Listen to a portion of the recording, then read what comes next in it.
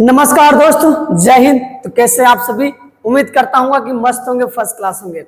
जैसा कि आप सभी को पता ही है कि एसएससी का एग्जाम हो रहा है सीजीएल का, और कहीं पर यूट्यूब पर ये देखने को भी नहीं मिल रहा है कि पेपर कैसा एग्जाम में आया है, कैसे कैसे प्रश्न पूछे जा रहे हैं। किसी की हिम्मत नहीं कर रही है कि इसके ऊपर कोई वीडियो बनाए या इसके ऊपर चर्चा करे या बात करें। इसी बीच में मैं निकल कर आया हूं आपको कुछ ऐसे नियम और टिप्स बताने के लिए कि आप किस तरीके से अपने एग्जाम में नंबर को गेन करें और कैसे प्रश्न आ रहे हैं। हालांकि एसएससी ने अपना एक नोटिस जारी किया है जिसमें अच्छा खासा लिखा है और अच्छा खासा अमाउंट लिखा है कि अगर किसी ने एनालिसिस करने का प्रयास किया तो उसके ऊपर एक ठोक दिया जाएगा। इस डर से कोई भी व्यक्ति या कोई भी शिक्षक इसके ऊपर नहीं बोल रहा है, बट मैं आप सभी के सामने कुछ ऐसे टिप्स लेकर आया हूं जो आपके बोर्ड के एग्जाम में, बोर्ड कह रहा हूं, आपके एसएससी के एग्जाम में बहुत ही ज्यादा हेल्प करेगा मेरे भाई। ठीक है, और यहां पर कुछ मेजर मैं इश्यू बताऊंगा और कुछ ऐसे ट्रिक्स और टिप्स बताऊंगा जो आपके एग्जाम में अच्छा नंबर लाने की संभावना हो जाएगी। आज की जो मेरी टॉपिक्स है मेरे भाई, ये है ईडीएम की। क्या है मेरे दोस्त? ईडीएम और फ्रेज की। मैं यहां पर 25 क्वेश्चन ही रखा हूं ईडीएम और फ्रेज की।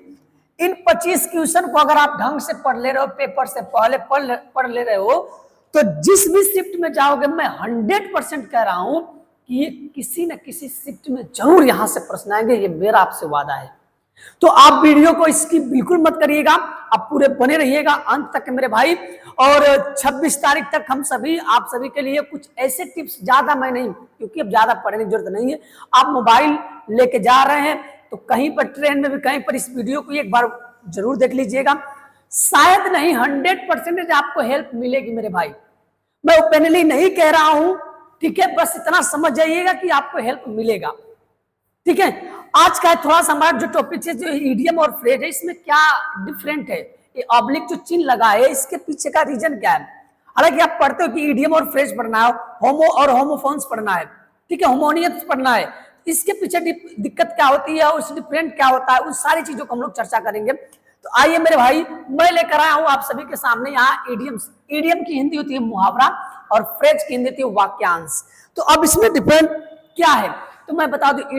ईडीएम भी शब्दों का एक समूह होता है और फ्रेज भी शब्दों का एक समूह होता है, लेकिन दोनों में डिफरेंट क्या है मेरे भाई, उसको देखते हैं। करेक्ट, ईडीएम भी एक शब्दों का समूह होता है, लेकिन इसका अर्थ जो है उसके शब्दों से ही समझ में नहीं आता है।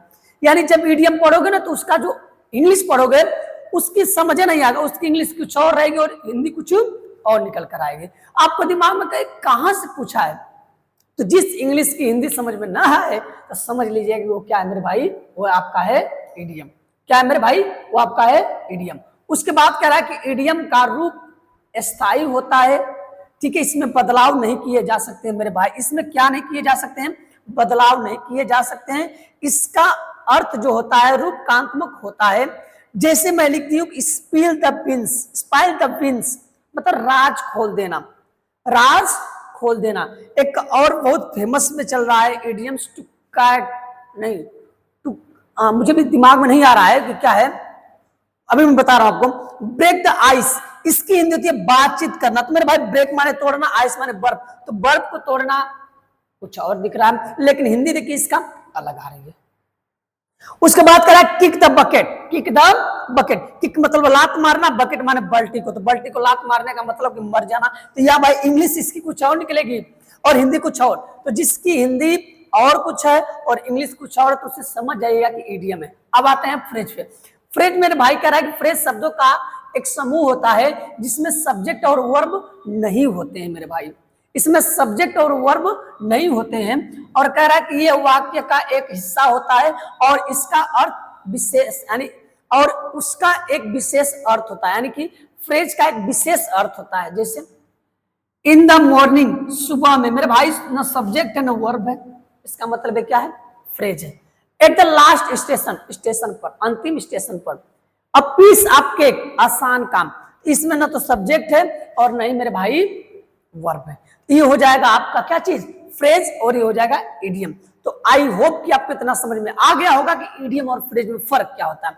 मैं लेके चल रहा हूं आपको कैसे कुछ ईडीएम्स पे जो कि बहुत ज्यादा पूछे जाते हैं, जैसे यहाँ पर एक सवाल है कि एट द डेजर्स ड्रॉन, इसका मतलब क्या होता है मेरे भाई? खंजर रखने वाला जो व्यक्ति होता है उसे बोलते हैं। इसका मतलब जो खंजर रखता है वो कौन होता है? दुश्मन होता है। क्या होता है मेरे भाई?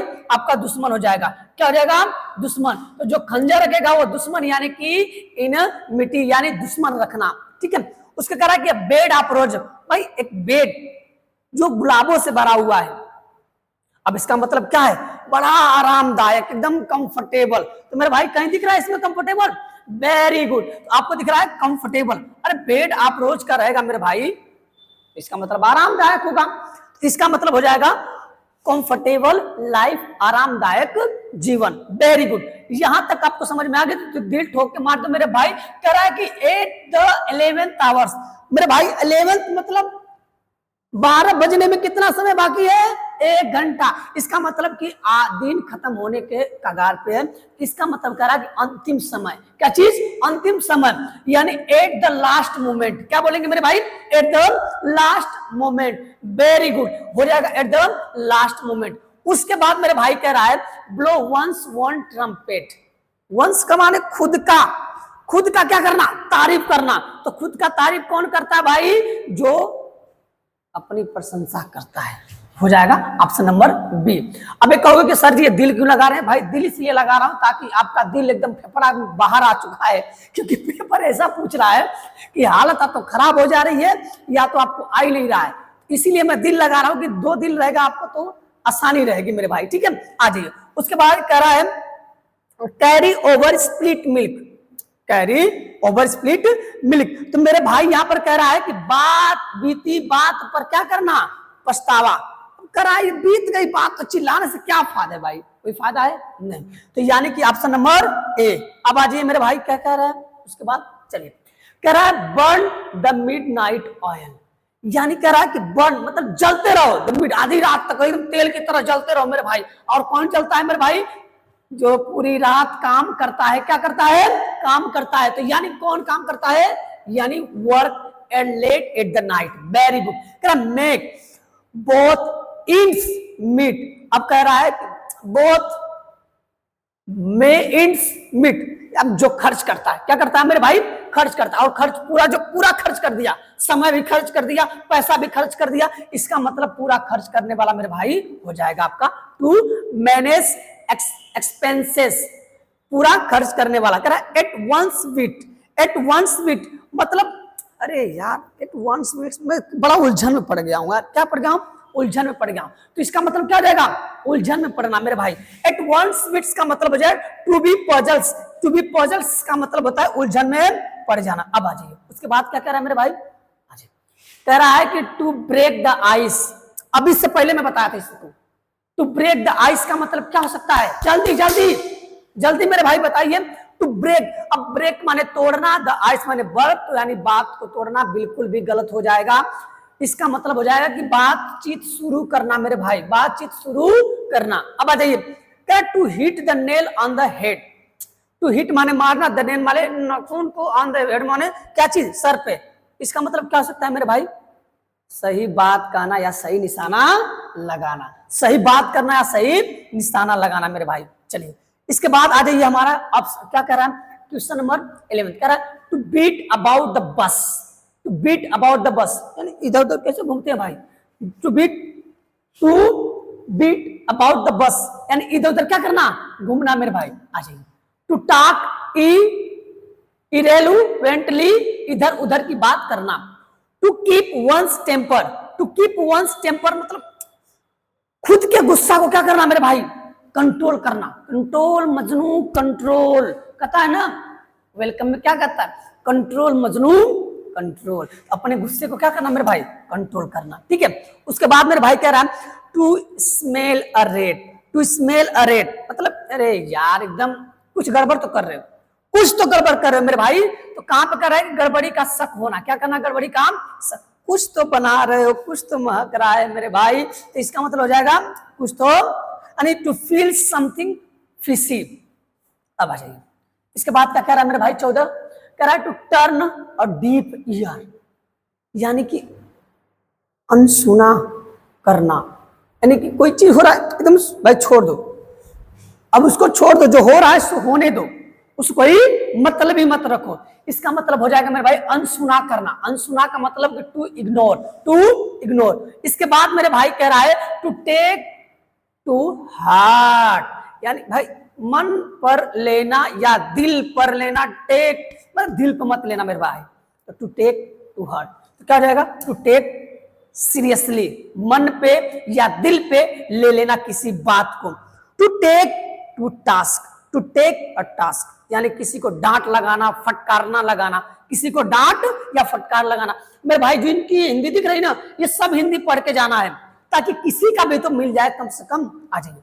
ये 25 है, 25 के अगर देखा जाए तो मैं 4 आपसे लिया तो 100 वो आपका तैयार हो जाएंगे मेरे भाई अभी। उसके बाद करा है कि हेरकुलिस टास्क। हेरकुलिस का मतलब भाई बड़ा, हेरकुलिस एक मूवी है भाई, अब देखिए कभी, हॉलीवुड है। हेरकुलिस का मतलब होता है कि बहुत ही क्या करना, डिफिकल्ट टास्क लेना, बहुत डिफिकल्ट टास्क लेना। उसके बाद करा है to run out the steam. To run out the steam इसका मतलब थक जाना मेरे भाई, to become tired, to become tired, to become tired. उसके बाद कहा है to make an mountain of a mole hill. Mole hill का मतलब यहाँ पर मेरे भाई हो जाएगा छोटी छोटी बातों पे क्या करना, बड़ा, छोटी छोटी बातों को बड़ा बनाना। To excrete a small issue यानी छोटी छोटी बातों क्या करना, बड़ा बनाना मेरे भाई। आज उसके बाद क्या कह रहा है कि to leave no stone unturned यानी इसका मतलब होगा पूरी कोशिश करना। To try every possible way once in a blue moon. कह रहा है कि बहुत मतलब ईद का चांद हो गए हो भाई, ईद का चांद हो गए, इसका मतलब बहुत कम दिखना, रेयरली यानी बहुत कम दिखना। कह रहा है at storm in a tea cup. A storm in a tea cup इसका मतलब हो जाएगा मेरे भाई कि छोटी बात पर बड़ा हंगामा कर देना, यानी कि छोटी बात पर क्या कर देना, बड़ा हंगामा कर देना। अजय उसके बाद कह रहा है टू जंप। मेरे भाई क्या कह रहा है, to jump the quick. To jump quick का मतलब क्या करना, लाइन तोड़ना, यानी कि लाइन से भाग जाना। To break the line, to break the line. To throw cold water यानी टू थ्रो कोल्ड मतलब उत्साह, उत्साह का कम होना। To throw cold water. अब भाई साहब इतना इतना जोश था कि मैं फोड़ दूंगा, ये कर दूंगा, वो कर दूंगा, लेकिन जब पेपर देने गए हालत खराब। इसका मतलब क्या हो जाएगा, टू थ्रो कोल्ड वाटर यानी कि टू डिस्करेज, टू डिस्करेज। उसका मतलब हो जाएगा to go to the dogs. To go to the dogs इसका मतलब बर्बाद हो जाना, क्या होना, बर्बाद हो जाना।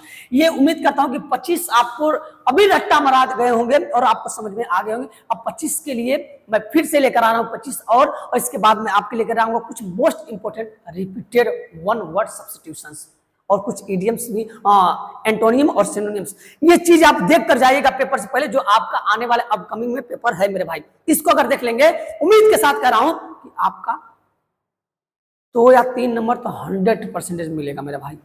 ठीक है, तो ऐसे ही चैनल, ऐसे ही वीडियो के लिए मेरे चैनल को लाइक से सब्सक्राइब करिएगा। मिलते हैं, जय हिंद।